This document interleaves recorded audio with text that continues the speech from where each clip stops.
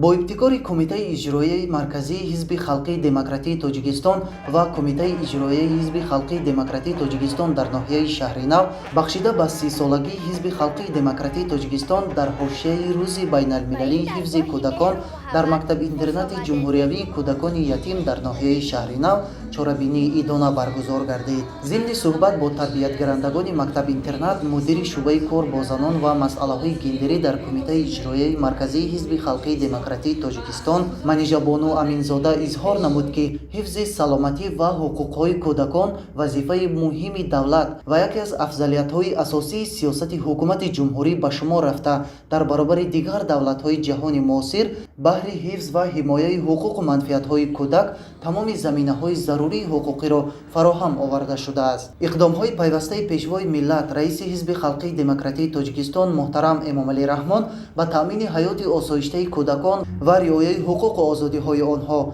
در روحیه مهر و محبت به وطن و همچون نسل سالم و سازنده تربیت یافتن کودکان روانه گردیده سال از سال بهتر و رنگین‌تر می‌گردد. این است که شرایط بودوباش تربیتگرندگان مکتب اینترنت جمهوریوی کودکان یتیم در ناحیه شهر نو به طلبات زمان امروزه تعلیم و تربیت مطابق گردانیده شده خوابگاه‌ها با لوازمات ضروری تامین هستند. حالا در این درگاه مربیان و آموزگاران به تعلیم و تربیت 175 تربیتگیرنده جلب گردیدند. در هفته چورابینی ایدونا بازی‌های ورزشی از قبیل شاهمات و کشیدن رسم‌ها برگزار گردیده برای باشندگان مکتب اینترنت مذکور دستورخوان ایدونا گسترده شد. همزمان به کودکان و نورسان تحفه‌های خاطروی تقدیم گردیده در انجام چورابینی از جانب بخش فرهنگی ناحیه با افتخار بلند وطنداری، حس خویشتن‌شناسی و ثبات کامل و شکرگزاری از صاحب استقلالی وطن سرود و ترانه‌های مرغوب منظور باشندگان این درگاه کرده شد.